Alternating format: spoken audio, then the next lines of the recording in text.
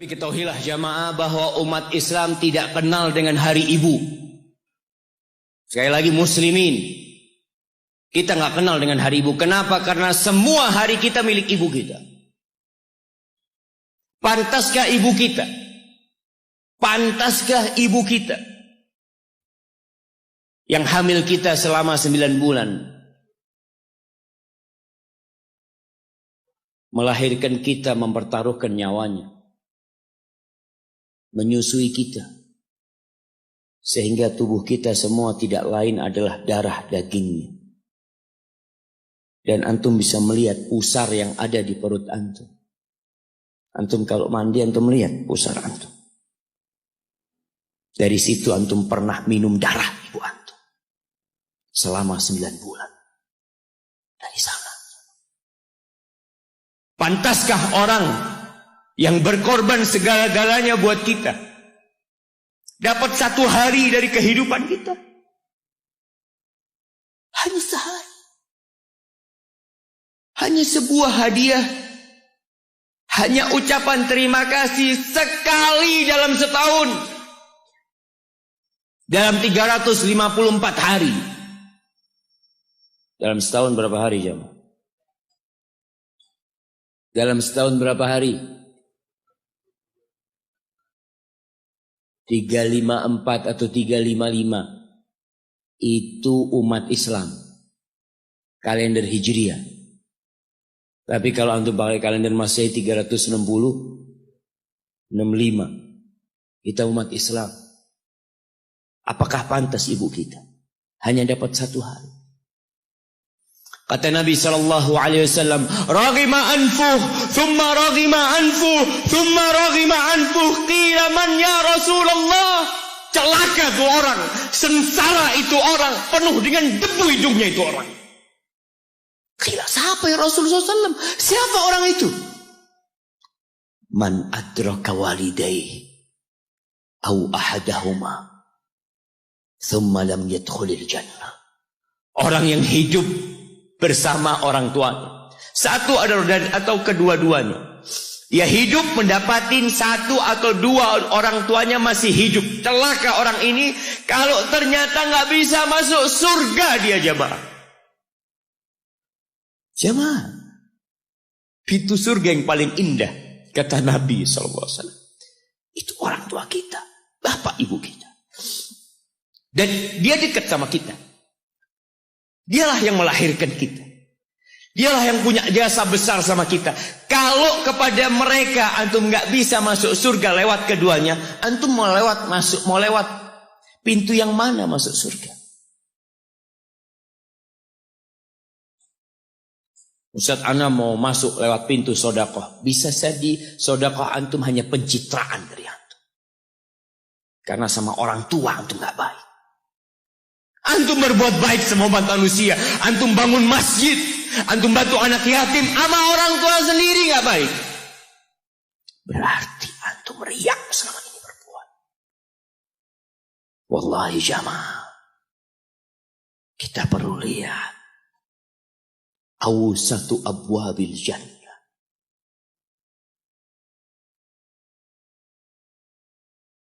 Kata Abu Darda, sami'tu Rasulullah sallallahu alaihi wasallam yaqul. Aku mendengar Rasulullah SAW bersabda, al-walid awsatu abwabil jannah. Orang tua itu pintu surga yang paling indah. Fa in syi'ta fa'adi dzalikal bab aw ihfazhu. Kalau engkau mau, engkau buang itu pintu. Kalau engkau mau, engkau jaga itu pintu.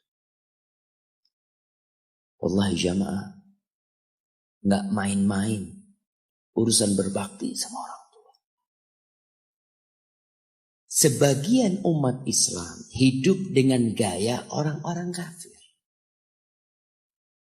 Memang di barat itu, ya mungkin nggak semuanya. Itu anak kalau umur 18 tahun itu sudah bebas. Dia mau berbuat apa, orang tuanya tidak bisa intervensi. Makanya kadangkala ya ada umat Islam di sana jamaah. di Amerika. Anak punya teman, dia lagi ziarah ke rumah temannya dari Jamaika. Dia tanya, mana putrimu Fulanah kemana? Kata bapaknya, nggak tahu. Sudah mau jadi pelacur, mau jadi penyanyi, mau jadi apa. Orang tua sudah tidak bisa intervensi. Itu dalam kehidupan mereka. Dan mereka juga anak-anak tidak ada kewajiban untuk memberikan nafkah kepada orang tuanya. Dalam budaya mereka selesai sudah. Sehingga banyak di sana panti jompo. Tempat orang tua dititipkan di sana. Kenapa? Karena anaknya udah hanya mengingat ibunya setahun sekali. Mengingat, nggak ada hari bapak, ada hari bapak jemaah. Ada. Belum. Ada hari bapak. Di Indonesia ada. Tanggal berapa? Anak kok nggak pernah dapat hari bapak ya? Jamaah. Kunu du'atan wa antum saumitun.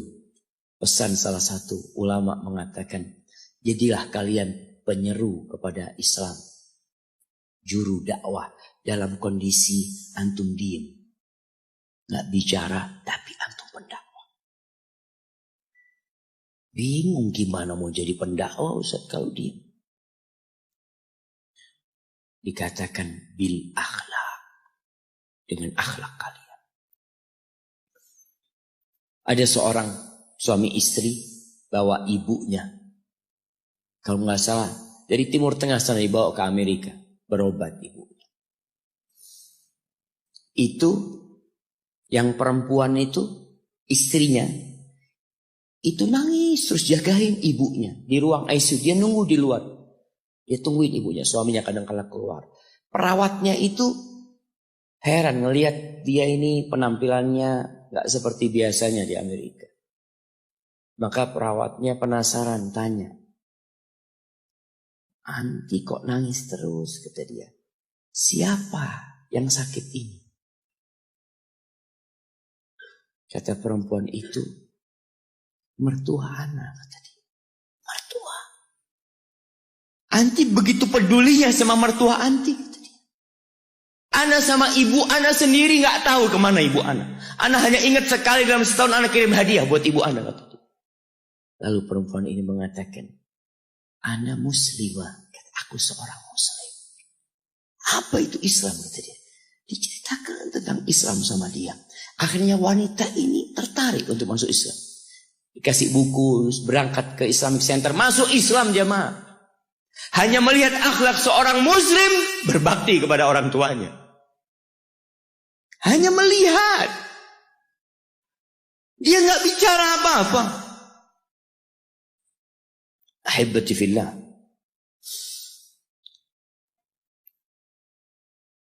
Di surat Al-Ahqaf ayat 15.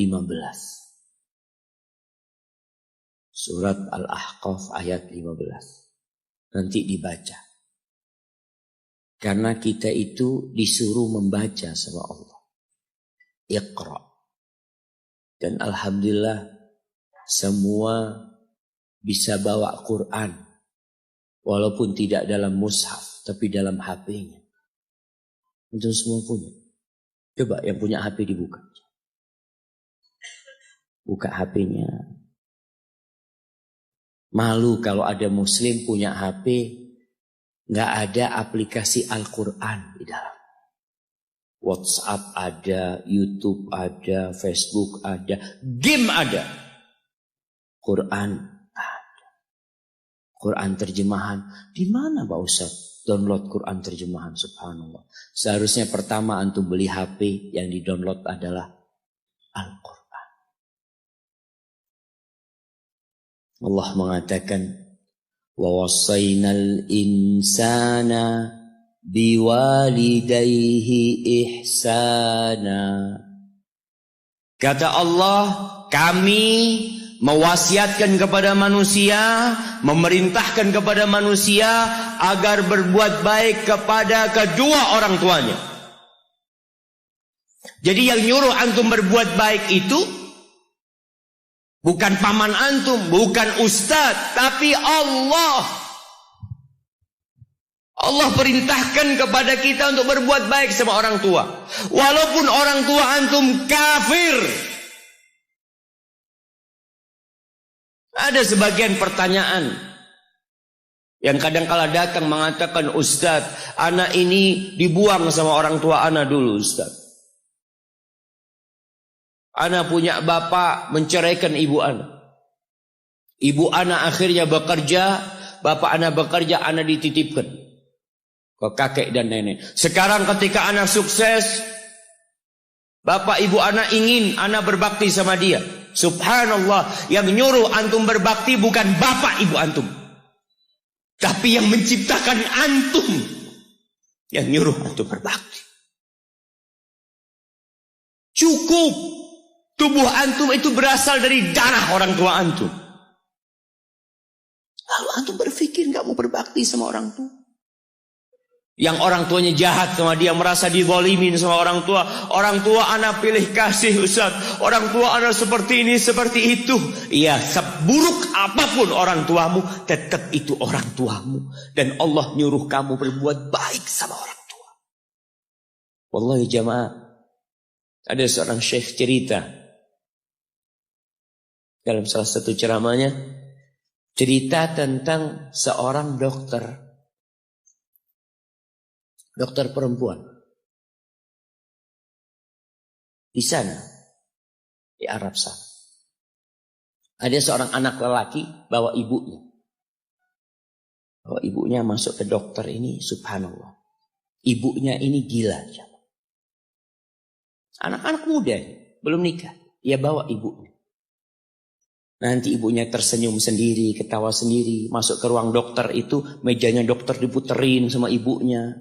Anaknya minta maaf, ya dok, kata dia. Sekali-kali nanti ngeliat di televisi dokter itu, ada gambarnya Ka'bah. Ibunya ngomong, nak kau, bukan nak ngomong, kamu bohong Mat. Mat kau bohong sama ibu, katanya mau dibawa umroh ibu, kata dia. Nanti diludahin anaknya, digigit anaknya. Nanti kerudungnya ibunya terbuka, dipasangin lagi.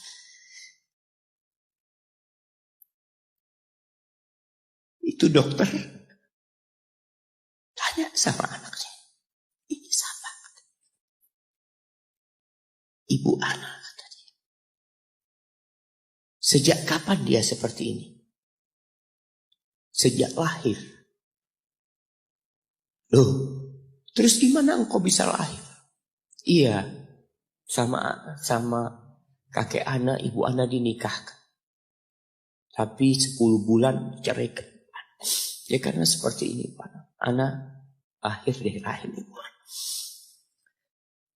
Dan seperti ini kan? Iya, kata dia.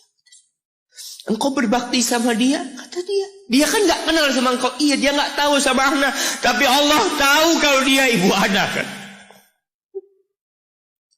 Allah tahu kalau dia ibu anak. Anak harus berbakti. Ditanya, ibumu sakit apa? Ibu kena gula, kata dia. Setelah dikasih resep, itu dokter cerita, pasiennya keluar, ditutup pintunya. Dokter ini nangis. Dia mengatakan, ana sering dengar ceramah tentang birrul walidain. Ana sering mendengarkan tausiah ustaz tentang berbakti kepada orang tua.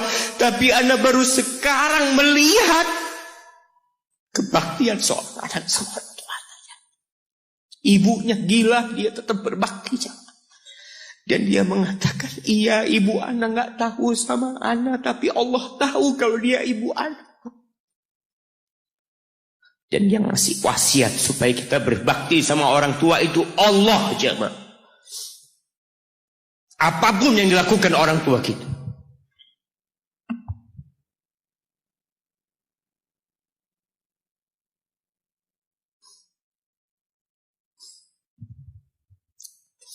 Apalagi ibu. Allah katakan, hamalathu ummuhu kurha wa wada'athu kurha. Ibu kita, hamil kita itu dalam kondisi yang sulit.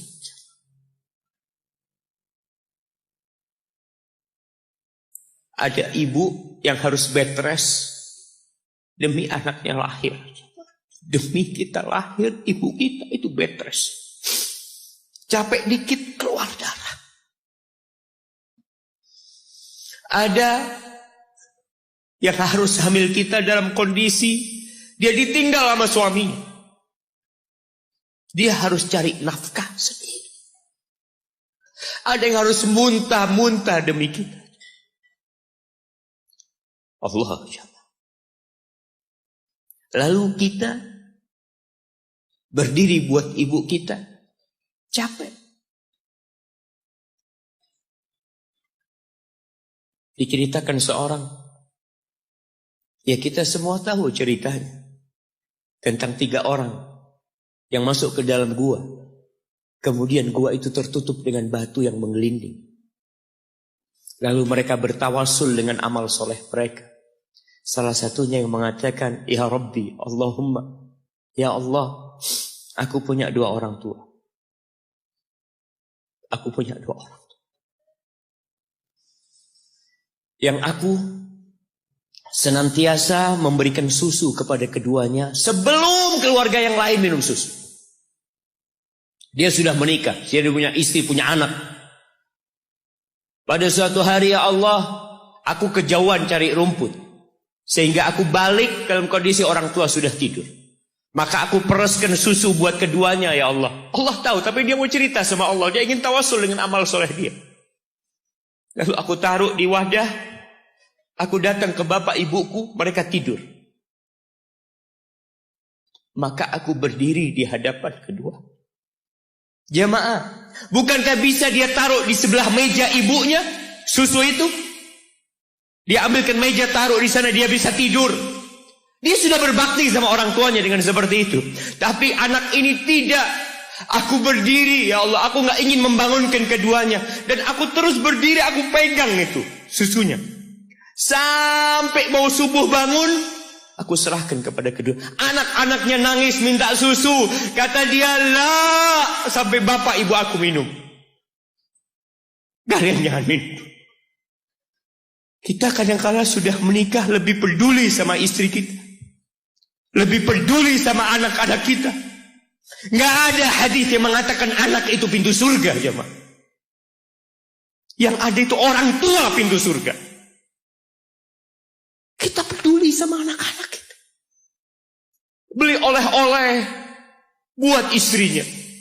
Ditelepon istrinya mau apa, kepingin apa. Pernahkah engkau telepon ibumu?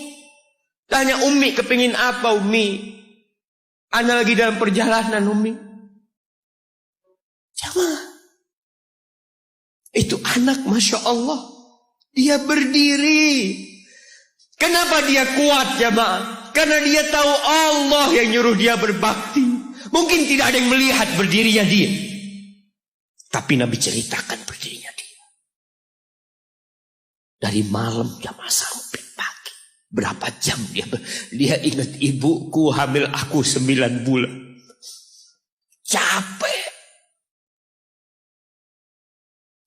Ana semakin tahu dengan tugas besar seorang ibu dan pengorbanan seorang ibu. Setelah Ana menikah. Setelah Ana tahu bagaimana istri Ana hamil. Ketika dia harus tidur gak enak. Makan muntah. Muntah aja Ana melihat istri Ana sampai lemas dia. Ana ingat begini ibu Ana hamil. Lalu kita lupa jemaah. Kita sok sukses. Mungkin engkau lebih sukses dari orang tua. Tapi kalau enggak ada bapak ibu, engkau enggak akan pernah lahir di muka bumi. Allah ceritakan ibunya hamil dia. Wa wada'athu kurha. Dan melahirkannya dalam kondisi sulit. Kadangkala perut ibu kita itu disobek. Demi kita keluar dari perut ibu kita. Antum meninggalkan luka di ibu. Itu dijahit Kalau antum anak ketiga, Allahu Akbar. Berapa kali dibelah perut ibu kita coba. Tubuhnya jadi jelek gara-gara kita. Tapi dia nggak peduli, yang penting antum lahir dengan selamat. Kalau ibu kita dikasih pilihan, ini nggak bisa diselamatkan dua-dua. Salah satunya akan meninggal dulu. Kira-kira apa kata ibu antum? Iya, nggak apa-apa dok, selamatkan bayinya dok. Nggak apa-apa dok, biar dia lahir dok. Subhanallah. Berapa banyak ibu yang meninggal dunia ketika dia melahirkan anak. Wa hamluhu wa fisaluhu 30 syahra. Hamilnya dan menyusuinya itu 30 bulan. Artinya bukan ketika antum lahir selesai lelahnya ibu kita. Memang ketika antum lahir dengan selamat, Allahu Akbar. Ibu itu lupa dengan rasa sakit dia 9 bulan. Ibu itu lupa dengan jeritan dia mengeluarkan kita ketika kesakitan. Itu lupa. Dia tersenyum, dia bawa anaknya, ditaruh di dadanya. Allahu Akbar. Kalaupun ada air mata yang menetes, itu air mata kebahagiaan orang tua dengan hadirnya kita di muka bumi ini. Lalu kita bisa berjalan. Kita nggak bisa apa-apa lahirnya. Allah rekam kebaikan ibu kita. Kita disusui sama ibu kita.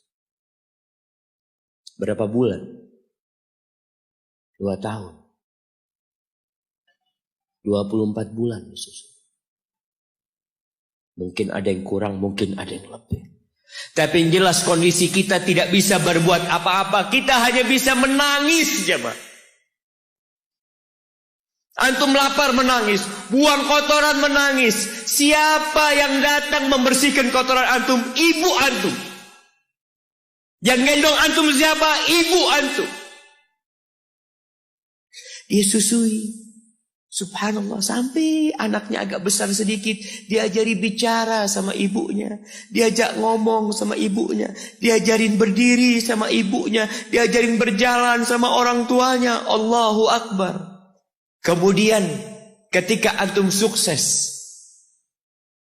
antum berangkat ke luar negeri, antum berangkat ke luar kota, meninggalkan kedua orang tua antum, boleh, asalkan dengan ridho orang tua antum. Kalau ibu antum telepon, antum di Batu sini, kuliah, sampai sukses jadi pengusaha di sini. Ibu antum di kampung telepon, nah, ibu ingin engkau balik ke kampung. Jangan pernah mengatakan, bu, anak kerjanya di sini, ibu. Saya ditugaskan di sini, tinggalkan semua pekerjaanmu, pulang ke rumah. Ustaz, gimana dengan istri dan anak-anak? Yang ngasih makan istri sama anak-anak antum itu Allah Jalla Jalla. Bawa pulang ke kampung. Hidup sama ibu antum. Jamaah, ada seorang sahabat yang izin untuk berjihad. Izin untuk mendapatkan surga yang paling tinggi. Izin untuk bisa memberikan syafaat kepada 70 dari keluarganya. Kalau dia mati syahid, dia datang kepada Nabi SAW, ditanya, bapak ibumu hidup? Iya, kata dia, pulang engkau ke sana. Fazammal jannah, di sana ada surga. Ilzam rijlaiha, engkau tetap di kaki ibu.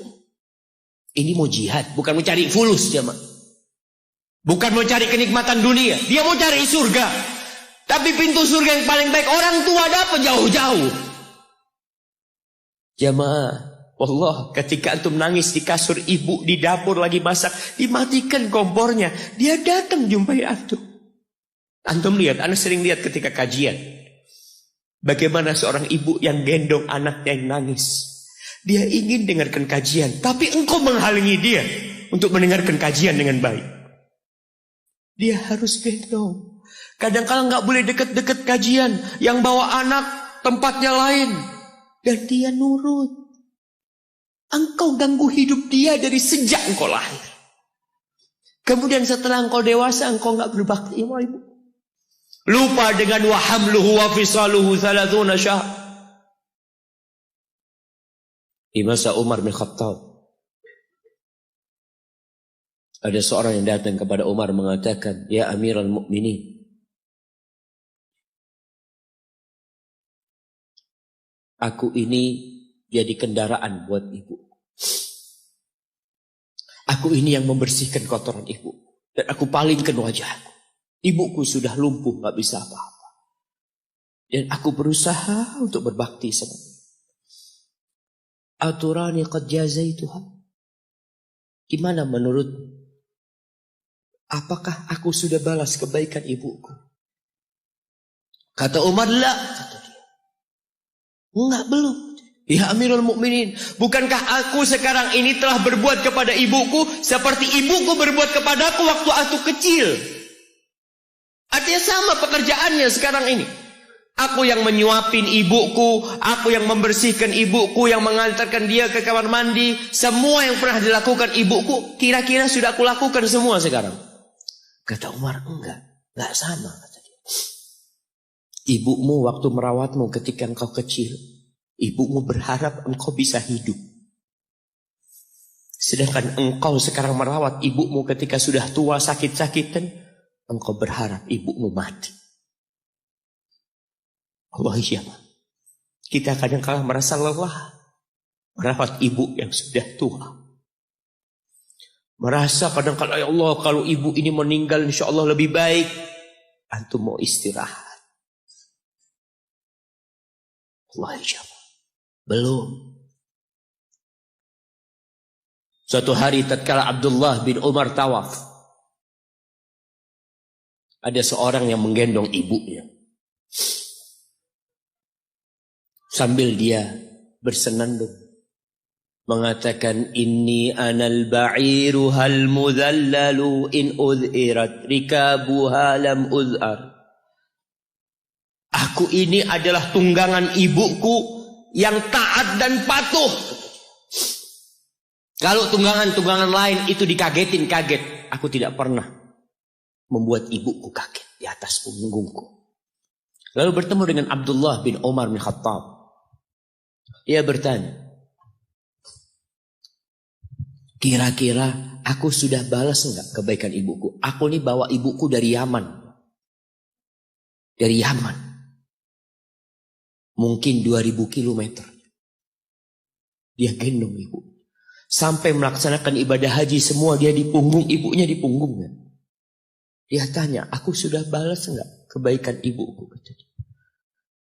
Apa kata Abdullah bin Umar bin Khattab?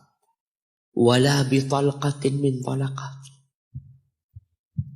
Rasa sakit ibumu ketika dia mengeluarkanmu, yang ibu itu kesakitan, satu rasa sakitnya belum engkau balas. Bagaimana dengan kebaikan dia yang lainnya? Tapi engkau telah berbuat baik kepada ibu. Maka kita nggak boleh merasa sudah berbuat baik sama ibu kita. Apalagi merasa sudah balas budi. Na'udzubillah min dzalik. Ridallah fi ridal walidain. Keridhaan Allah bergantung kepada keridhaan orang tua kita. Wa sukhtullah fi sukhtil walidain. Dan kemurkaan Allah bergantung dengan kemurkaan kedua orang tua kita. Wa an a'mala salihan tardah. Bantulah hamba untuk beramal soleh yang kau ridhain. Wa aslih li fi dzurriyyati. Dan perbaiki aku di anak keturunanku ya Allah. Jamaah, balasan untuk orang yang berbakti kepada orang tuanya kontan Allah bayar di dunia sebelum di akhirat. Balasan buat orang yang durhaka sama orang tuanya kontan nih dibayar di dunia sebelum di akhirat.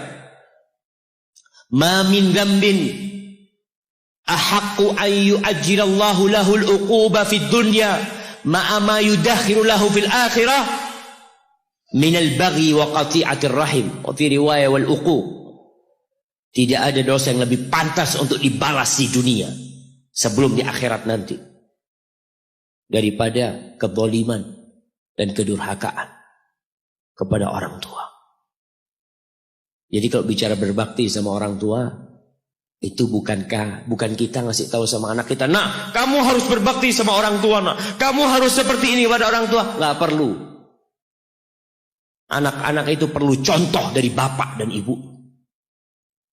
Berikan contoh, dia akan berbakti. Ingat seorang anak yang dia tinggal sama bapaknya. Bapaknya tinggal sama dia. Bahasanya bapaknya tinggal sama dia. Berarti bapaknya ikut dia.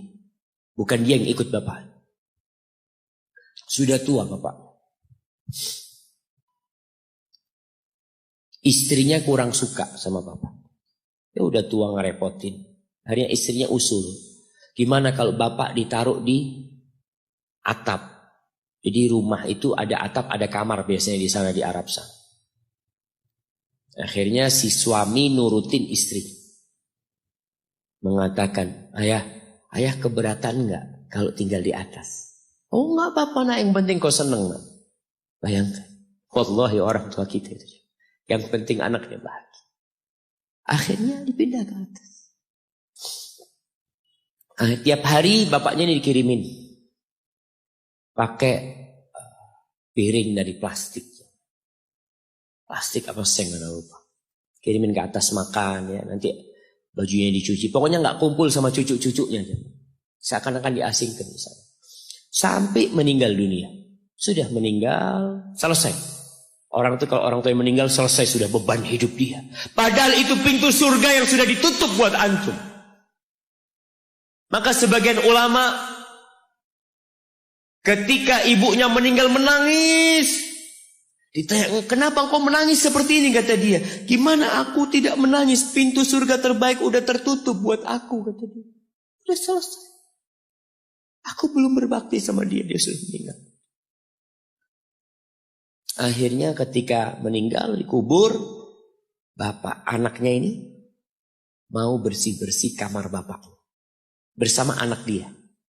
Bersih-bersih, sudah dimasukin kantong hitam ya. Macam-macam. Ketika piring tempat anaknya ini ngirim makanan buat bapaknya. Mungkin cucunya juga ngirim buat bapaknya. Mau dibuang. Kata anaknya, ayah, jangan ayah. Buat aku ayah. Kenapa nak? Buat apa piringnya? Iya ayah. Nanti kalau ayah sudah tua, aku akan pakai ini buat ayah. Anaknya anak kecil nggak tahu apa-apa aja. Dia pikir itulah berbakti sama orang tua. Dia ingin mengulangi apa yang dia lihat, dia ingin praktekkan sama bapak. Bukan karena dia ingin durhaka, bukan. Karena dia berpikir itulah kebaktian jemaah. Ketika si anak ini melihat anaknya mengatakan itu, dia nangis dia jemaah. Dia ciumin baju bapaknya yang ada di sana. Selesai sudah jemaah. Selesai. Pintu surga itu sudah ditutup buat antum. Maka nggak perlu antum kasih ceramah anak antum tentang berbakti. Antum minta sama Allah, perbaikin di anak keturunanku ya Allah. Iya.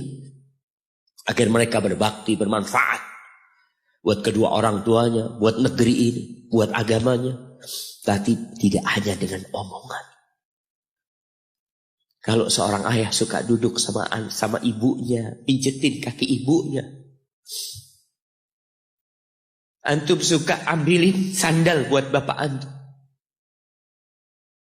Kadangkala kan orang kalau pakai sandal masuk rumah itu sandalnya ngadep ke rumah. Antum suka belokin. Antum keluar dari masjid, sandal bapak antum lurusin. Antum gak usah suruh anak antum melakukan itu sama antum. Dia akan lakukan itu sendiri. Birrul walidain, berbakti kepada ibu khusus. Itu bukan ceramah yang disampaikan.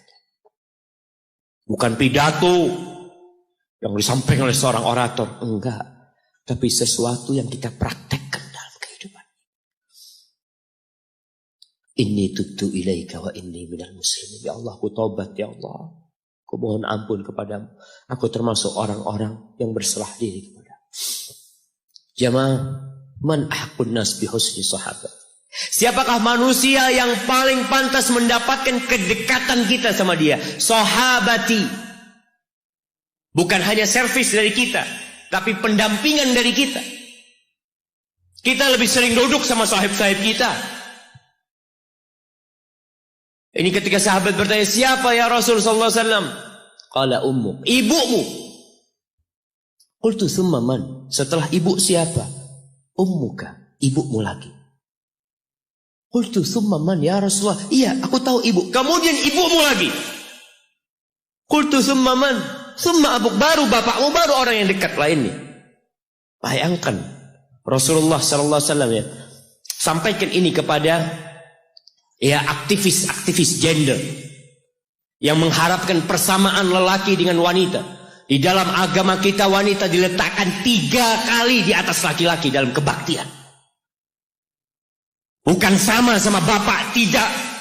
Maka bapak jangan pernah iri ketika melihat anaknya lebih cinta sama ibunya, lebih berbakti sama ibunya, karena itu syariat Allah Jalla Jalaluh. Iya, kita tetap berbakti sama bapak kita. Tapi ibu kita, kenapa kok ibu 3 kali? Bapak tidak ikut hamil. Rasa lelah ibu tidak pernah dirasakan bapak. Bapak tidak ikut melahirkan. Dia tidak pernah merasakan rasa sakit melahirkan. Bapak tidak pernah menyusuin. 3 ini pekerjaan ibu. Sehingga ibu dikasih tempat yang lebih tinggi, jemaah. Bihusni sahabati, dengan pendampingan kita, dengan kebaikan kita, ibu kita. Maka berusaha jamaah untuk sering-sering kumpul sama ibu ya. Tadi kalau antum keluar kota, masya Allah jamaah, anda bertemu dengan seorang lelaki yang sudah tua dia, hampir 60-an, ketemu di pesawat dari Jember ke Surabaya. Dia datang, dia cium tangan anak ngomong, afwan kata dia. Anak yang lebih pantas cium tangan antum, anak ngomong. Dia cerita, Ustaz. Anak itu sering dengar ceramah Ustaz, tapi nggak peduli. Sampai suatu hari, anak dapat kiriman video tentang berbakti sama ibu. Anak punya ibu sudah 70 tahun, Ustaz. Ada di Jember. Anak kejar di Jakarta. Anak ingin ibu ke Jakarta, ibu nggak tahan, ibu minta di Jember. Anda minta ridhonya, ibu ridho, anak tetap kerja di Jakarta. Anak dulu pulang Ustaz, ya kalau ada acara, ada yang menikah, Idul Fitri, Idul Adha pulang. Tapi sekarang sejak anak mendengar ceramah Ustaz tentang berbakti sama ibu, anak sebulan 3 kali pulang ke Jember, Ustaz. Duit bisa dicari, tapi ibu kalau mati, antum akan menyesal. Antum gak bakal ketemu lagi. Akan datang satu saat antum hanya ingin melihat wajah ibu antum. Gak ada lagi. 3 kali dia jamaah. Jangan takut duit antum habis untuk berbakti sama ibu. Jangan berpikir kalau uang untuk beli tiket terus Ustaz habis. Ya Allah, antum gak percaya sama Allah. Rasul SAW mengatakan, Man ahabba ayyubsata lahu fi rizqih wa yunsa' lahu fi athari falyasil rahimah.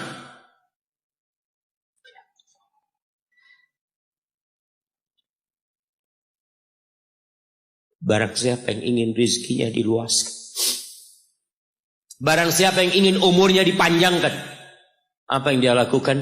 Sambung rahimnya. Sambung rahim. Rahim kita sendiri, ibu kita. Kita dari sana keluar. Itu yang paling berhak mendapatkan kebaktian kita. Antum jangan takut kehabisan waktu. Ketika antum berbakti sama orang tua, Allah berkahin waktu antum. Jangan takut duit antum habis, Allah lipat gandakan apa yang antum keluarkan. Tapi kadang-kala kita nggak yakin. Kita berpikir hitung-hitungan, aduh anak kalau ngasih orang tua berangkat pulang berapa, kalau dihitung aduh nggak masuk Ustaz hitungannya. Antum biarkan malaikat yang itu. Kiraman katibin ya'lamuna ma taf'alun. Allah tuh punya malaikat mulia yang tugasnya mencatat. Dia tahu dengan apa yang antum kerjakan. Biarkan mereka yang mencatat. Biarkan mereka yang menghitung. Wallahi jamaah, kita tuh disuruh dekat sama orang tua kita. Apalagi kalau orang tua kita minta. Kalau enggak, ya Mungkin dia ridho jauh. Tapi jangan dipikir dia suka antum jauh dari dia. Maka sebagai bentuk kebaktian anak, tetaplah antum dekat sama orang tua. Yang terakhir, di surah Luqman, ketika Allah mewasiatkan agar kita berbakti sama orang tua kita.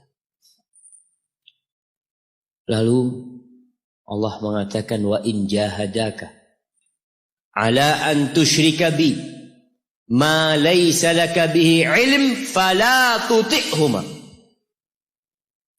Kalau kedua orang tuamu memaksamu untuk melakukan kesyirikan, melakukan kekufuran, jangan taat kepada keduanya. Fala tuti'huma, jangan taat, jangan patuh. Tapi setelah itu Allah mengatakan, wa sahibhuma fid dunya ma'rufa. Sahibhuma, jadikan orang tua antum sahib antum. Temanin dia, jangan ditinggal. Kebanyakan di antara kita berkata, Ustaz, abah ana belum dapat hidayah, ibu ana belum dapat hidayah. Pertanyaannya, antum hidup di mana, ibu antum hidup di mana? Ana hidup di Jakarta, ibu ana hidup di kampung, orang tua ana hidup di kampung, antum setahun kali pulang. Kata Allah, sahibhuma fid dunya ma'rufa. Ini yang kafir. Temanin keduanya dalam kondisi penuh dengan kebaikan. Haibati fillah, sekali lagi ana sampaikan bahwasanya kebaktian kepada orang tua itu memiliki kedudukan yang tinggi setelah bertauhid kepada Allah. Wa qadha rabbuka alla ta'budu illa iyyah wa bil walidaini ihsana imma yablughanna 'indaka al-kibara ahaduhuma aw kilahuma fala taqul lahumu uffin wa la tanharhuma wa qul lahumu qawlan karima. Antum baca nanti surat Al-Isra ayat 23. Antum baca, jangan cuma dengar. Baca tafsirnya. Supaya antum tahu bagaimana Allah menyuruh kita untuk berbakti kepada orang tua kita. Dan apa yang Allah inginkan. Hadza wallahu a'lam bissawab. Itu yang bisa ana sampaikan pada kesempatan kali ini. Apabila itu benar, itu dari Allah Jalla Jalaluh. Kalau ada yang salah dan kurang berkenan, itu dari diri ana pribadi, Allah dan Rasul yang terbebaskan dari kesalahan. Tapi ketahuilah